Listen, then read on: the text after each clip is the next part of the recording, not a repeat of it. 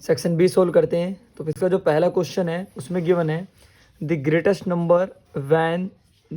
Number which when divide 1 2 5 1 9 3 7 7 and 1 5 6 2 8 leaves remainder 1 2 3। यानी कि जब इसमें से आप 1 माइनस करोगे तो आपके पास जो नंबर्स मिलेंगे वो मिलेंगे 12 5 0 एंड 9 3 7 5 और ये मिलेगा आपके पास 1 5 6 2 5, क्योंकि जब इसमें से 1 माइनस करना है, इसमें से 2 और इसमें से कितना सब्ट्रैक्ट करेंगे हम 3, तो आपको 3 नंबर्स यहाँ से मिलेंगे। क्लियर है। तो अब क्या करना है, आपको इन तीनों नंबर्स का एचसीएफ फाइंड करना है कि किस नंबर से ये तीनों नंबर डिवाइड है। ठीक है, तो सबसे पहले इसके लिए क्या करेंगे, देखो 575 से अगर आप इसको चेक करते हो तो 575 से नहीं जाएगा, क्योंकि 5752 जो हमारे पास होगा 1150। ठीक है, 1150 उसके बाद ये होगा, तो ये वाला ऑप्शन आपका बिल्कुल गलत है। 750 से हम चेक करते हैं, 752 जो होता है हमारे पास 1500, तो ये भी हमारे पास नहीं होगा। ठीक है, 625 से हम करते हैं तो 625 अभी सूटेबल है। 450 पे चेक करते हैं तो 450 से हमारे पास क्या होगा, 450 900 हो जाएगा, और 900 फिर हम करेंगे तो कितना मिलेगा, ये भी हमारे पास नहीं होगा। ठीक है, तो ऑप्शन नंबर इसका जो होगा वो होगा डी। क्लियर है। क्वेश्चन नंबर 22 है विच of the following can not be the probability of an event. आपको पता है कि जो प्रोबेबिलिटी के जितने भी आंसर होंगे 0 से 1 के बीच में लाई करेंगे, तो ये वाला हमारे पास क्या होगा। ठीक है, ये हमारे पास ये भी प्रोबेबिलिटी हो सकती है, ये भी प्रोबेबिलिटी हो सकती है, ये भी प्रोबेबिलिटी हो सकती है 3/100, बट ये हमारे पास प्रोबेबिलिटी नहीं होगी, तो आंसर क्या होगा हमारे पास ये वाला। क्लियर है। The diameter of A car wheel is 42 centimetre, diameter given है 42, तो रेडियस होगी हमारे पास 21।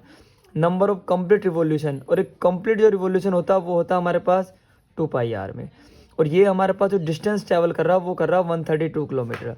किलोमीटर को मीटर में करेंगे तो 1000, और मीटर को सेंटीमीटर करेंगे तो 100। ठीक है, सो अगर इसको हम सोल्व करते तो यहाँ पर जो ये 2πr यहाँ पे आएगा, 2 × पाई की वैल्यू 22, और 7 हमारा ऊपर चला जाएगा, r की वैल्यू हमारे पास कितनी होगी 21।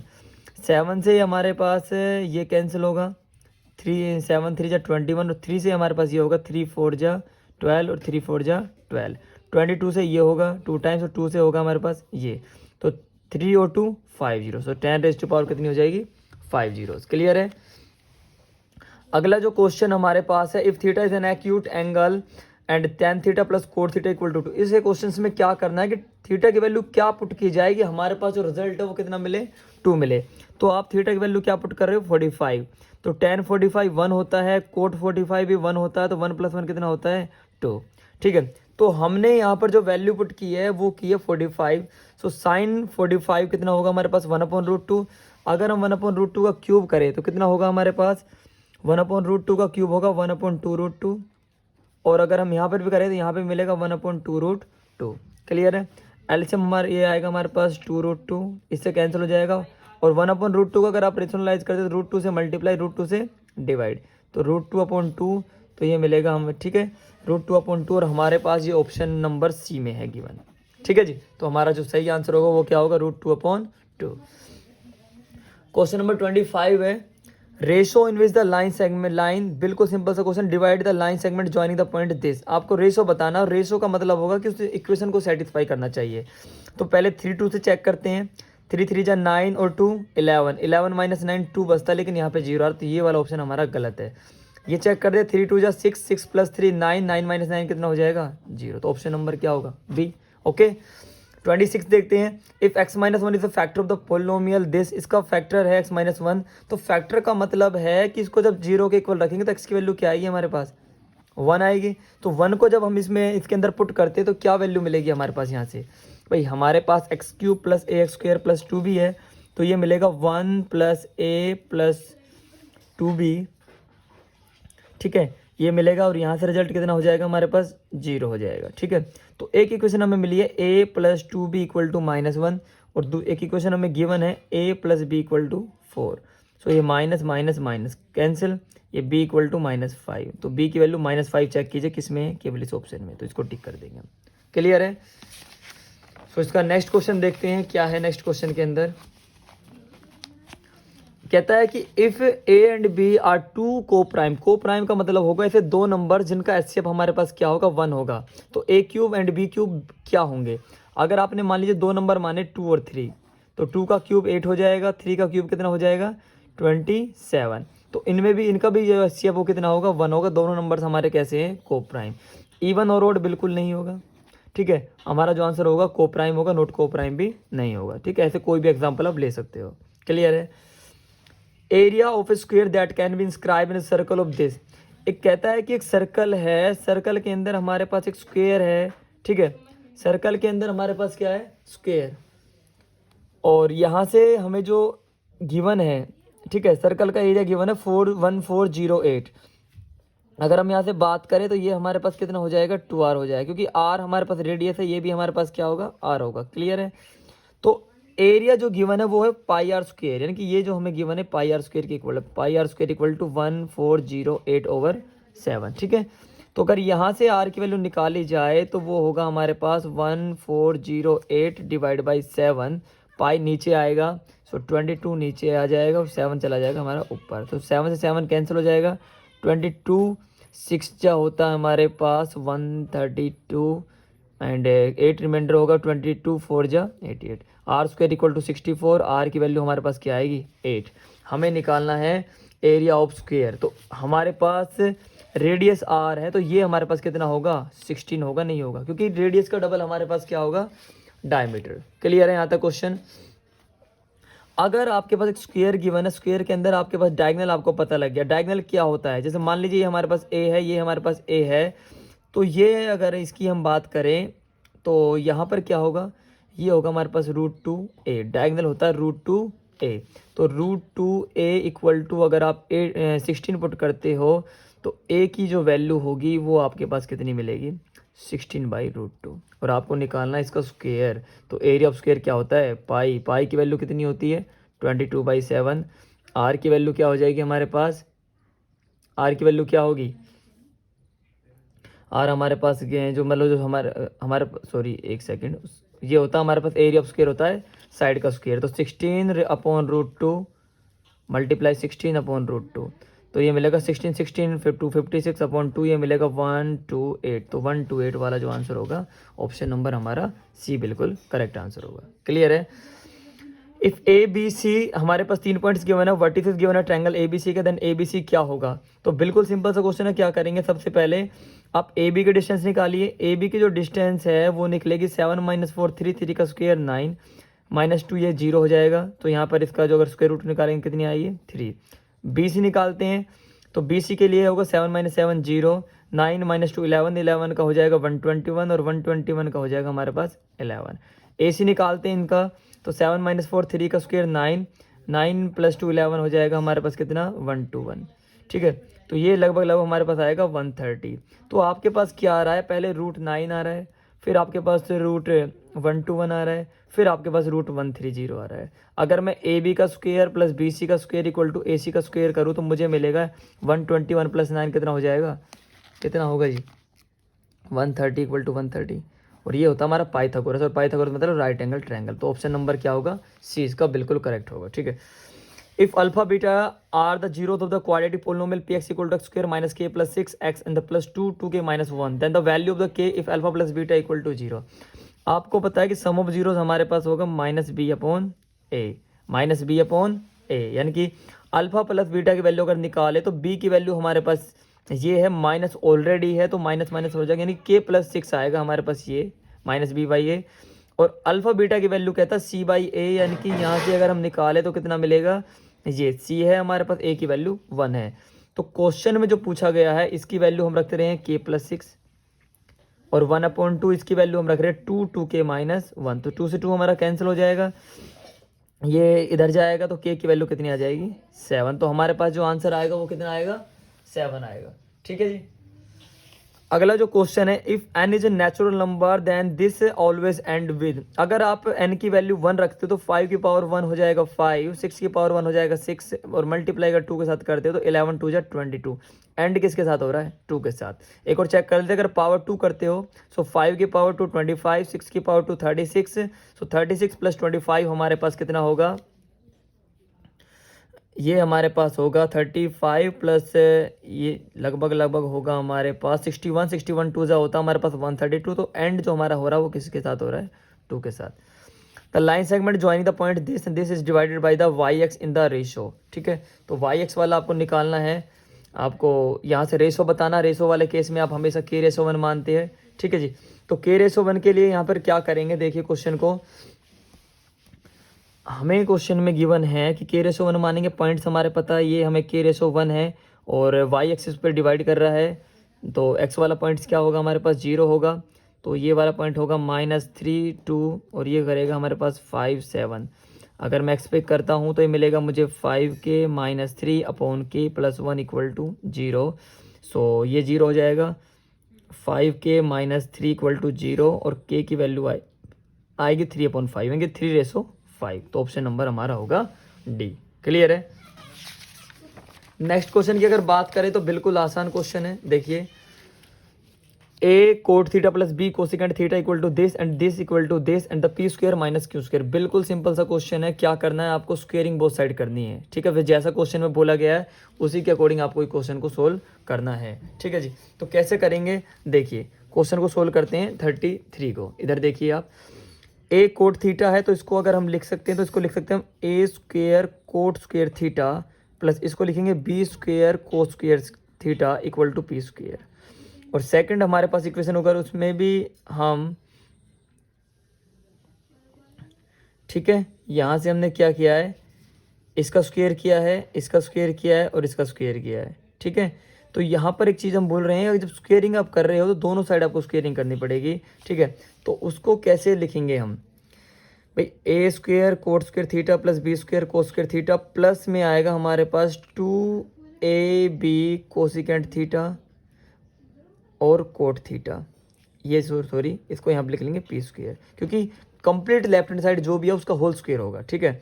तो ये हमारे पास मिल गया। और सेकंड वाले केस में मिलेगा B square cot square theta, फिर मिलेगा A square cosecant square theta plus 2ab cosecant theta cot theta equal to Q square. हमें जो रिजल्ट पूछा गया P square minus Q square पूछा गया है, तो P square minus Q square के लिए क्या करेंगे हम, तो फर्स्ट में से सेकंड माइनस कर दीजिए। तो इसमें से इसको जब माइनस करेंगे तो ये वाला जो रिजल्ट है तो दोनों माइनस हो जाएगा, ठीक है जी।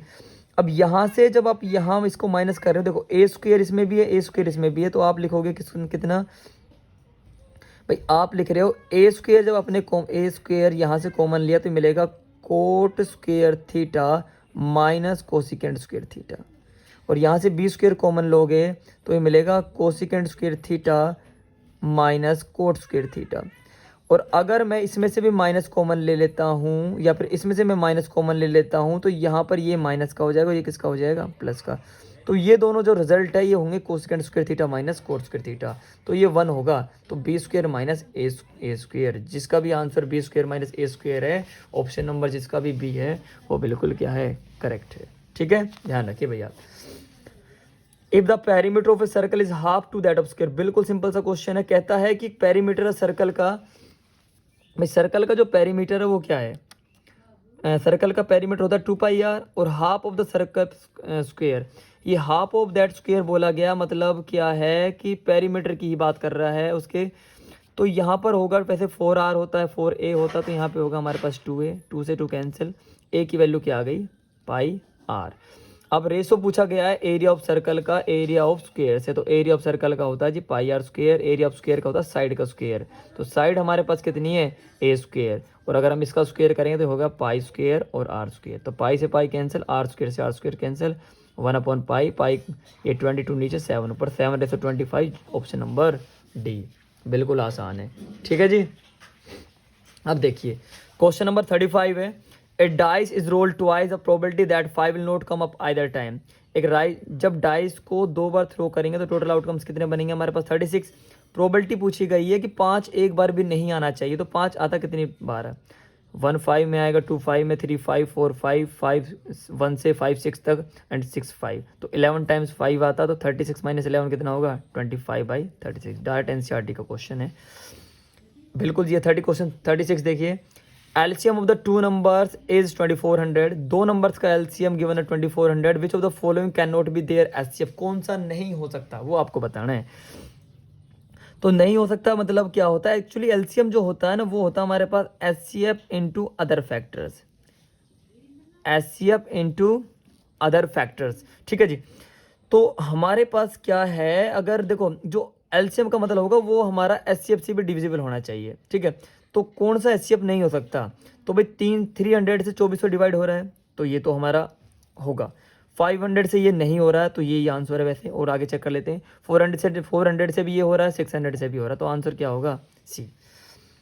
In figure PA, QB and RC are each perpendicular to AC if x equal to 8 and z equal to 6 then y is equal to, x की वैल्यू आपको 8 गिवन है और z की वैल्यू कितनी गिवन है आपको 6 गिवन है और y की वैल्यू आपको फाइंड करनी है। तो कैसे फाइंड करेंगे इस क्वेश्चन के अंदर, आप अगर यहाँ से इसको ऐसे भी हम करें तो भी इसमें कोई पॉसिबिलिटीज इसकी, ठीक है।